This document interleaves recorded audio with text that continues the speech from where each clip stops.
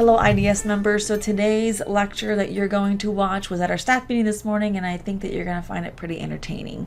Dr. Sheldon did run the lecture as he always does, and I put my 2 cents in there, as well as Dr. Furtado, so you have a little bit of a few different people giving their perspective of this lecture. The lecture is based on being proactive versus reactive, which is a valuable thing to know, use in everyday life, whether it's home or in the office. I use it with my team all the time. I'm always finding a way for them to be proactive versus reactive, because proactive feels good. It's a good feeling knowing that your stuff is done. It's a good feeling knowing that you're prepared for what's about to come, because being reactive does not feel good. It feels very lousy. Being proactive, you feel like you're behind. You feel like you're overwhelmed. You get frustrated because you don't know how to handle it. No one's available to be there for you to get you out of the situation because you didn't prepare. That might be getting to work early. That might be using your downtime to get organized and get prepared. And mainly, and as you watch this lecture, think about check sheets. In the IDS library, we have videos on checklists. You can watch that and you can get those checklists implemented into your practice. Everyone should have one. Not ones that you created years ago, ones that you're using every single day, recently created or recently updated. We update ours probably once a week here by taking things off, adding things on, keeping it fresh, but they are ways to make sure everybody's being proactive, to make sure things are done in the morning, during the day, and before you leave. That creates that proactive mentality so that you're not being reactive and all over the place. I guarantee that you will find this video not only entertaining, but useful in making sure that you're looking at ways to be proactive, in ways of keeping the tone in your office where it should be, keeping out natter and drama or people that are placing those bad seeds, making sure it's not going to happen, and also making sure that all the duties are being done within policy and standards, and that when you go home, things are done and complete, and you're not stressing about maybe not sending something correctly or doing something the way it's supposed to be done or completing something. So enjoy the lecture. Email me, of course, if you have any questions, and definitely get onto the library and watch our videos on how to create checklists. If you have not received or haven't created them ever, get those in place, and it will make this proactive versus reactive much easier for you. Have a good day.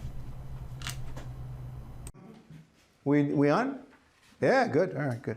So I look around the room and I see varying levels of experience. Not experience in dentistry, but experience with me. And depending upon the level of experience with me and the amount of contact you've had with me, you may have a different perspective than if you're brand new. And if you've been here someplace in the past 5 years, it's probably not the same as my beating up Danielle and Danielle beating me back up for as long as she has. Right? Yeah.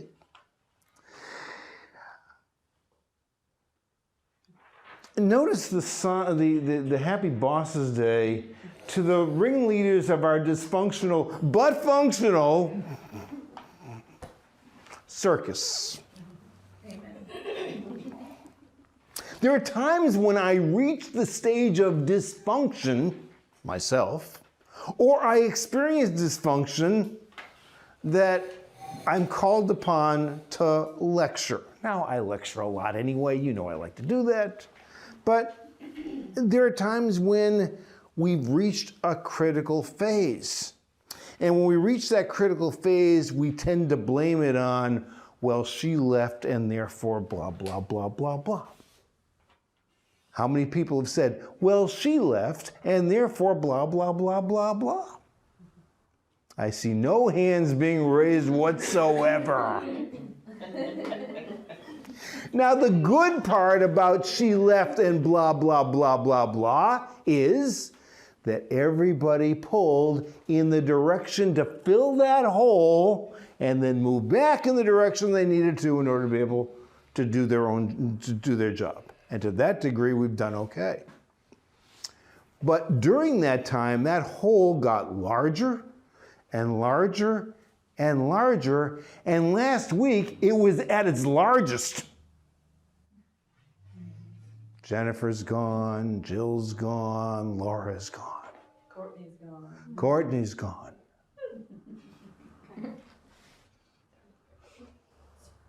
And you guys all had to learn how to work with me.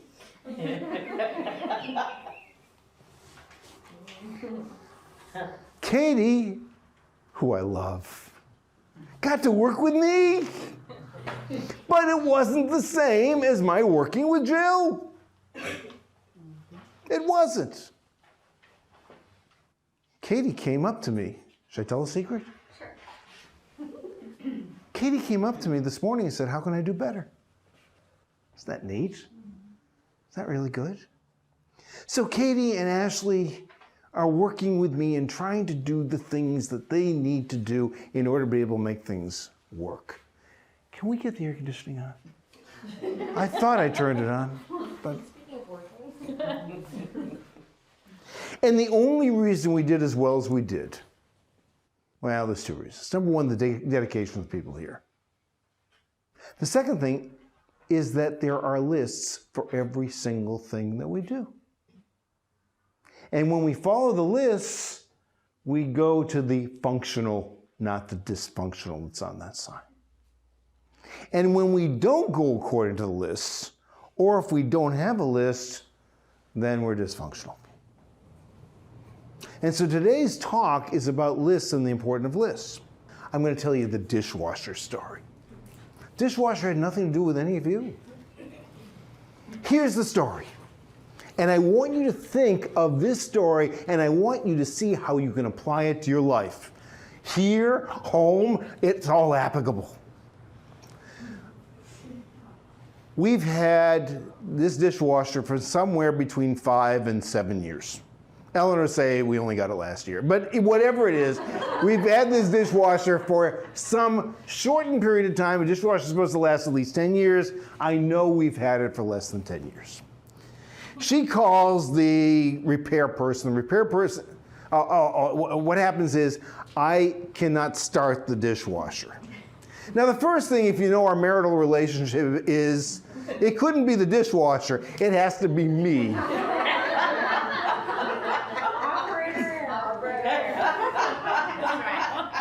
So routinely, if I do something and it doesn't work, Eleanor will push the same buttons to make sure that it wasn't me.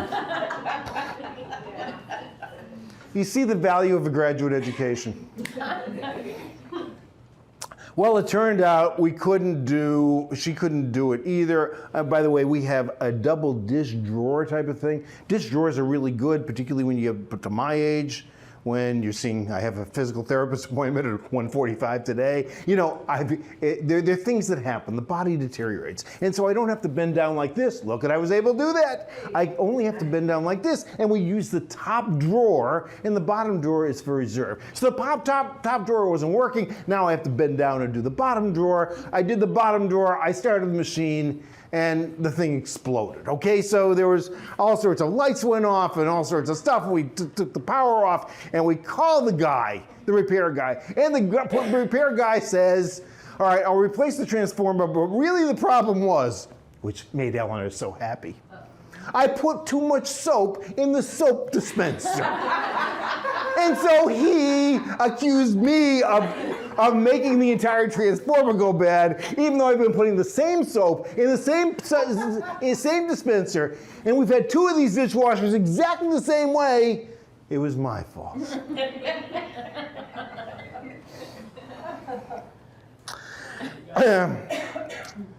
The dishwasher breaks, he fixes it, he replaces the transformer. We pay $245 for it. And the next week, it's broken again. She calls the same guy. Guy comes in, no charge, says, I don't know what happened, but now he gets it working again. I say, at this tender young age, I'm sick of dealing with a dishwasher, let's get a new dishwasher. Okay, so I do that. Eleanor agreed in a weak moment. The next day, she wasn't so sure. She agreed in a weak moment, and so I said, call the local people. I will not give the name. Call the local people, and let's get a new dishwasher. She makes one call. I think it was to the wrong number, right? Or something, okay. So then she makes the second call the next day when they didn't call back. And she calls this company, and this company sells appliances. And you know what the answer that she got was from the person who answered the phone?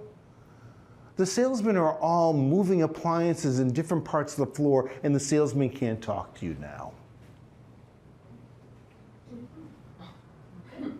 Is that a way to sell appliances? No. Okay. So somebody did call back the next day, correct? Did you have to call, or they called you? Eleanor had to call again. So this is 3 calls now. One may have been an error, but at least 2 calls. In order to be able to buy a dishwasher, she finds out that the dishwasher is going to cost this amount of money, and that they're back ordered for 2 months.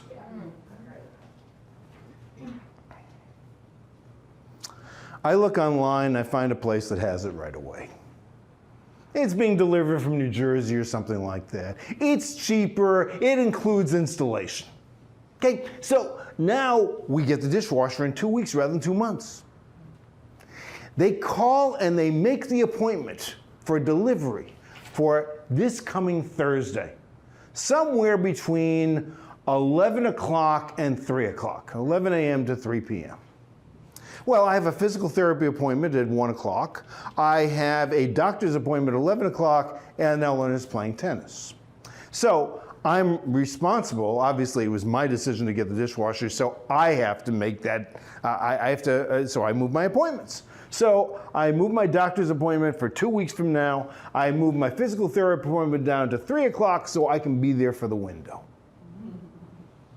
They call on Friday saying, nope, we changed it. We're not going to deliver it on Thursday. We're going to deliver it on Saturday night from sometime between 5 and 9 p.m. or something like that. So now all the changes that I made, you got it? Changes that I made, I didn't have to make them anymore. And then they bring in the new dishwasher. They install the new dishwasher. They're coming up from Fort Lauderdale. This is the second to last delivery they make. They show up at the house around 7:30. They take out the old one. They put in the new one. They're having a little bit of trouble, I know, but they put it in. They leave. I open up the dish drawer, and I hear it scraping against the sides. Also, when I open up the drawer goes back a little bit. And then I open up the other drawer, and the drawer goes back a little bit. And then, so it means that it's not what? It's not level. Yeah. So then, what do? Eleanor turns on the faucet of the sink right next to the dishwasher, and there's reduced water pressure coming out. Oh, well, it must be a water pressure problem to the house. So she tries the bathroom sink, and that's doing fine. You see what's occurred. So, of course, Eleanor, she gives me no credit for anything.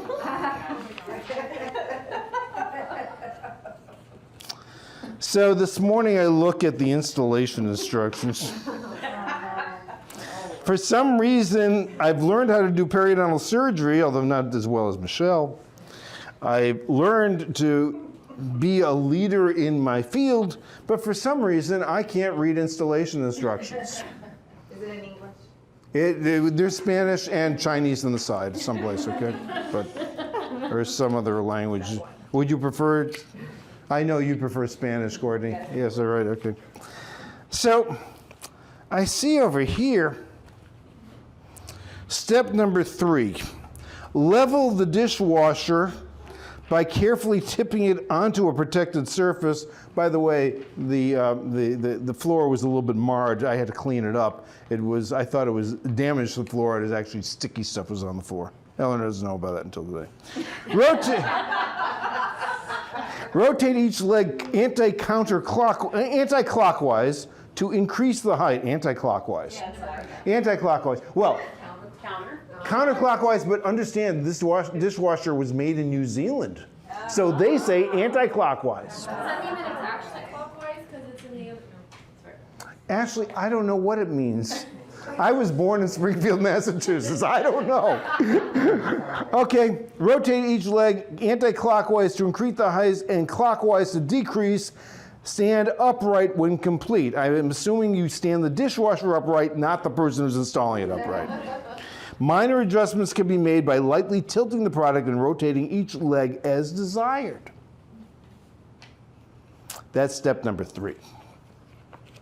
After they install it, there's step number 5. Using your hand or the supplied hex socket and a screwdriver, level the dishwasher as required, rotate clockwise to increase the height of each leg and anti-clockwise to lower. It can help to reduce the loading on the feet to assist the adjustment process. I don't know what that sentence means, but I do know it says use a level to determine if it's level. Do you know where I found these instructions? IKEA. In the box? No, I found it in the plastic package. They never opened, they never follow the installation instructions. So now what's the next step? Now I've got to write a ticket to this company in New Jersey who's going to send it to the trucking and installation company in Fort Lauderdale who's going to get the people to come back out, and then they're going to have to face me again to teach them how to follow instructions.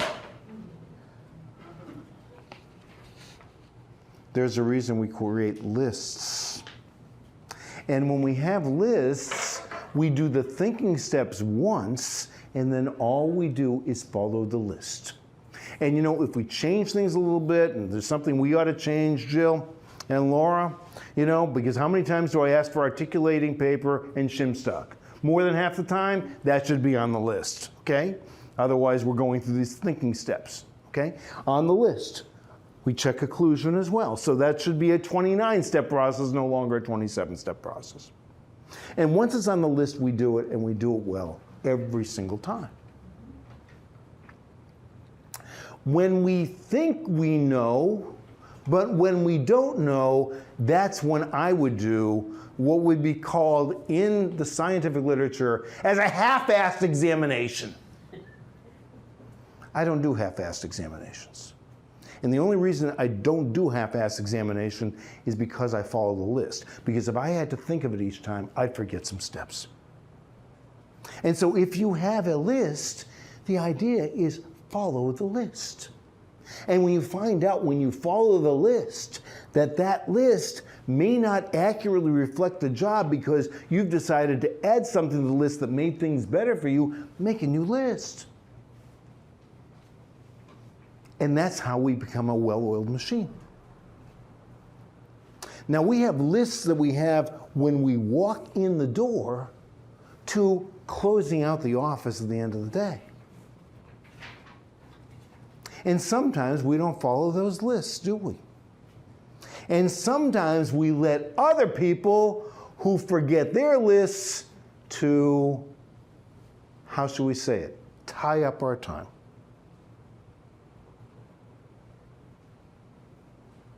That becomes pretty important. Because now, if we don't have a list, we allow that other list, which may be a no list, a non-list at all, to tie up our time.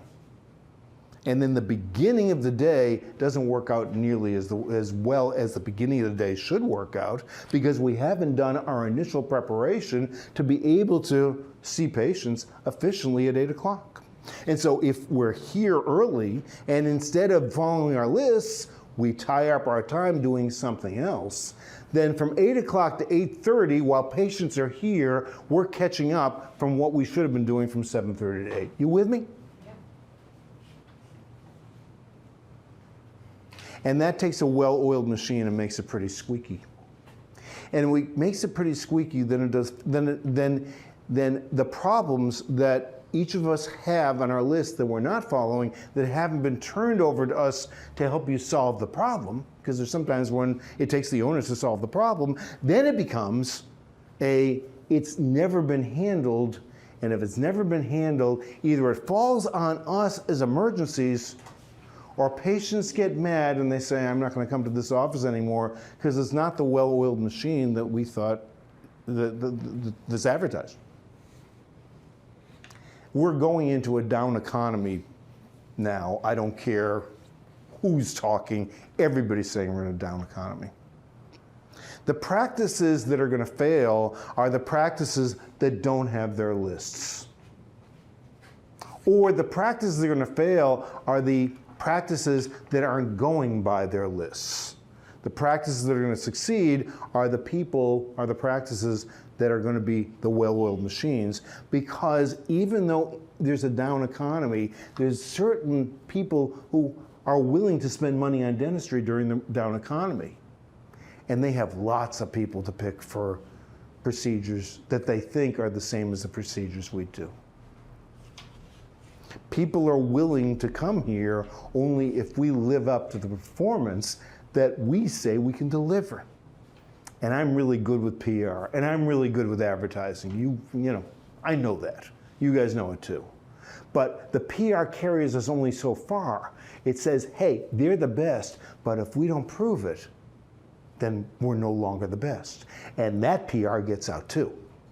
It may get out via Google review. It may get out by somebody talking to somebody else and say, hey, they're really not as good. You might as well go down the street and get something for $10,000 less, even though it's not the same thing. Okay? So what are we getting from this? Number one, if you don't have a list for something and you're doing it all the time, let's make up a list. Okay? What you do is make up the list, you submit it to your supervisor will approve it. If the supervisor isn't sure, then she will send it to Danielle and Danielle will approve it. Okay? So make a list. Okay? And that includes, let's redo the list for examinations. Okay? So that we're putting shim stock and articulated paper. And I say, no, I don't need it, rather than my requesting it all the time. So let's just put that on the list. Okay? And if you have a list to follow, don't let somebody sidetrack you. If you have a list to follow and somebody wants to talk to you about something that's social, no, that's not what we're doing when we're prepping for the day. It's not a time for socialization. Socialization, it happens at lunchtime. Okay? Doesn't mean we're not nice to each other, doesn't mean that we're not polite to each other, but we're here to do a job and get the job done and get it done efficiently so that we all leave at the end of the day feeling good. We feel good when we're productive. We don't feel good when we have to keep on backtracking and fixing machines and all types of things that we break. We feel bad about that. Okay? We want to feel good. And so if we just follow those lists and make sure that each of us has a list, when we get here in the morning, when we're wrapping up at the end of the day, we're all going to feel a lot better. Okay? Thank you. And before you guys leave, stats is not always about our collection not being there. It reflects in our collection, but it's not only because when we say down stats, it's because we're not collecting the money. We have a lot of people to pay here, and we have a lot of patients to tend to. So down stats don't come only from the inability to collect. It is the inability to gain acceptance. And if we're not gaining acceptance, it's because the patients have decided that they either don't care for our environment, or they don't care for their experience, or they don't quite understand the value, and that's the reason why. And if you guys can think of those three things, think about how you sound at the front desk, how you look to the patients at the front desk, in the FA room, your tone, your level of education, if you're expressing that value, and clinical when you're in the room. How is that experience looking to the patient? Are they leaving going, wow, that was wonderful and great, and I'm going to tell my friends about it, my family, they have to come here too? Or are you giving them something to go and question us about? So we've always said we're a high standard office, and we are. But we need you guys to reflect that, or we're not. So if they don't care for the environment, it's because they're hearing us either natter about something, complain about something, gossip about something, or it's because we are not making the experience about them. When a patient comes to the front desk, it's all about them. When patients walk in the front door, it's all about them. When they're in the seat, you're in there with them. You guys shouldn't be outside of the room where a patient's in the operatory and we're talking about our weekend and such like that. You're going out to get the doctor or something you need and back into that room. They shouldn't be sitting there looking at four walls. They should be in there with you at all times. So remember that. And also being proactive, not reactive, is not always it has a lot to do with checklists. It has a lot to do with you coming in early, getting prepared, but also has to do with your tone and your attitude. So being proactive on that is not letting somebody set those seeds in there. If there's something that you guys see wrong or something that you guys think that we can do better, come tell me. Don't tell another staff member, hey, do you think they forgot about this occasion? Or hey, do you think they forgot about this person's birthday? Or hey, do you think that they're not? Don't do that. Come to me and let us know, because as a group, we all should be doing that stuff together for our team, for our doctors, for our patients. Don't be that person that allows that to come into the office. Be the person to say, hey, go talk to Danielle. Go make it happen. So just keep that in mind, to always be proactive, not reactive, in your steps that you do, in your checklist, in your communication, in your tone, everything in the office. So set that on for this week. There's reasons why an office operates the way they do. Doesn't matter or a company operates the way they do, and we cannot underestimate the value of those little things that we think they're little, but they're so important. I'm just gonna let me finalize with a book, part of the book that I read that has to do with leadership. It's bosses. Some quick research they've done with one of the most reliable organizations in the world. You know which one that is? It's in the U.S. And it deals with life and death every day. Navy SEALs. So they did a research on the Navy SEALs. We're talking about leaders, and every one of you here is a leader on your departments. So this comes from the book The Infinite Game from Simon Sinek, and they did a research in the Navy SEALs. And the research is about co-workers, team members, and we all talk about the fact that we are only as strong as our weakest member. And that has even more value when it's life and death situation, right? So Navy SEALs is one of the most reliable organizations in the world, if not the most.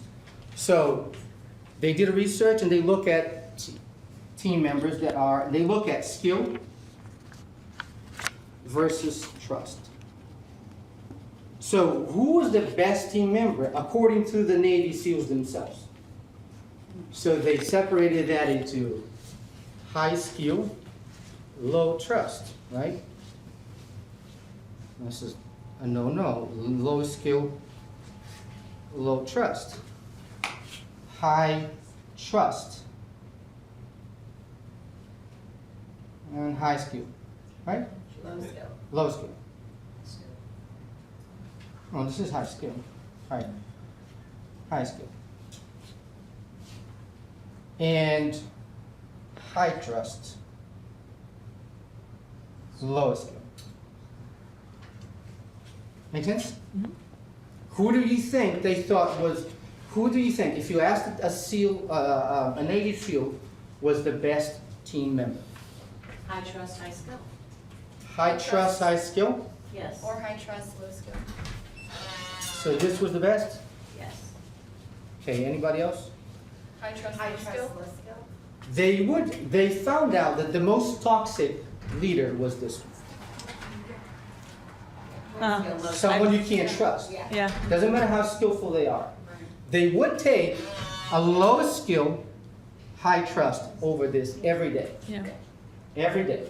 And the best team member was like an average skill, high trust.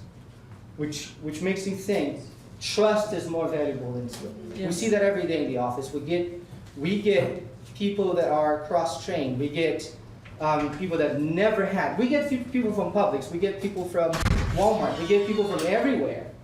Cardiology. Cardiologists. And that have no notion of what dentistry is. And we make them on the most reliable, the most accountable team members. And that's all about what we are, what we do.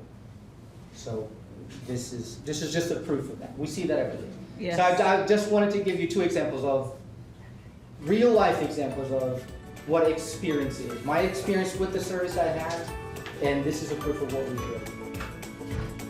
So thank you. Thank you.